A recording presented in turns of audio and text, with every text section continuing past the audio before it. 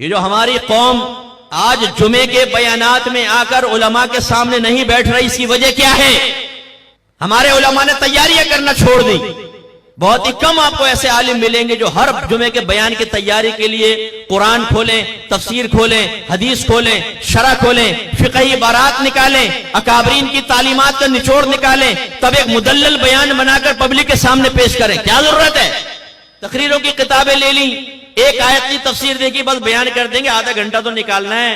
اب تو فقیر کے لیے آدھا گھنٹہ نکالنا کوئی پرابلم ہی نہیں ہے، یوں بیان شروع کرتا ہوں، یوں ختم کر دیتا ہوں۔ 25 سال سے قوم سامنے بیٹھی ہوئی ہے، لوگوں کو ایک مسئلہ سیکھنے کا موقع نہیں مل رہا ہے۔ لڑکے لڑکیاں بازی کر رہے ہیں، زنا کر رہے ہیں، حرام کر رہے ہیں، لڑکیاں لڑکوں سے دوستیاں کر رہی ہیں، اپنے ماں باپ کی، اپنے بھائیوں کی گردن شرم سے جھکانے کے لیے گندی حرکتیں کر رہی ہیں۔ اور یہاں صاحب بیان دیکھ لیں، پبلک کچھ چاہ رہی ہے، بیان ادھر جا رہا ہے، پبلک کی سوچیں ادھر جا رہی ہیں۔ نہ کوئی کرنٹ ایشوز پہ کلام، نہ ماڈرن چیلنجز کے بارے میں کلام۔ ایک ینگسٹر، ایک پڑھا لکھا نوجوان کیا کرے گا مسجد میں آ کر؟ آپ کے سامنے آدھا گھنٹہ بیٹھ کے کیا کرے گا؟ کیوں بیٹھے وہ اس وقت نکل کر آئے گا جب آپ کے دوسرے خطبے جمعے کی اذان کے لیے مائک میں کھڑ کھڑ پیدا ہوتی ہے نا، یہ مخصوص اور بڑی محبوب سی آواز نوجوانوں نے یہاں اپنی میموری میں فٹ کر رکھی ہے۔ اوہ جمعے کا ٹائم ہو گیا، بھاگ کے بس پہنچ جاتے ہیں، نماز پڑھی، پھر اس کے بعد وہ سنن نوافل نہیں پڑھتے۔ آپ دیکھیں جمعے کی نماز ختم ہوتی ہے، ہمارے نوجوانوں کو رش جوتیوں پہ زیادہ نظر آئے گا، جیسے 5-5 ہزار کے نوٹ بانٹ رہے ہیں۔ کیوں بھاگتے ہیں وہ؟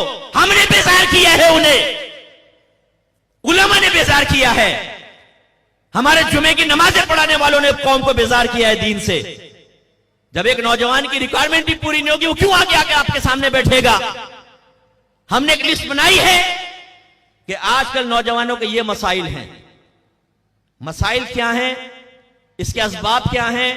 اس کا حل کیا ہے؟ حل پہ استقامت کیسے ملے گی؟ کی ہے ہم نے تیاری؟ کیوں آئے گی قوم ہمارے پاس؟ پھر ہمارا شکوہ، پتہ نہیں یہ قوم آج کل علماء کو چھوڑ چکی ہے۔ اب دیکھو علماء کی قدر نہیں رہی، قدر کی نہیں جاتی، قدر کروائی جاتی ہے۔ آپ نے اپنے قدر کروانے کے لیے کیا کیا یہ بتائیے۔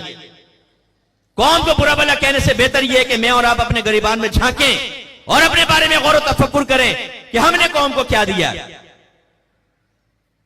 میں نے یوکے میں ایک دفعہ وراثت کے مسئلے بیان کیے، جمعے کا بیان تھا، میں نے وراثت کے مسائل بیان کیے۔ ایک شخص میرے پاس آیا، کہنے لگا 63 سال ہو گئے، بوڑھے تھے، 63 سال ہو گئے بیانات سنتے ہوئے، آج زندگی میں پہلی بار ممبر سے میں نے یہ مسئلے سنے۔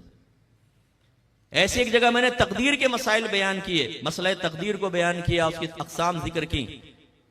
ایک 70 سالہ شخص سامنے آیا، کہہ رہے ہیں استاد داڑھی سفید ہو گئے، 70 سال میری عمر ہے، اور آج پہلی مرتبہ مجھے مسئلہ تقدیر سمجھ میں آیا۔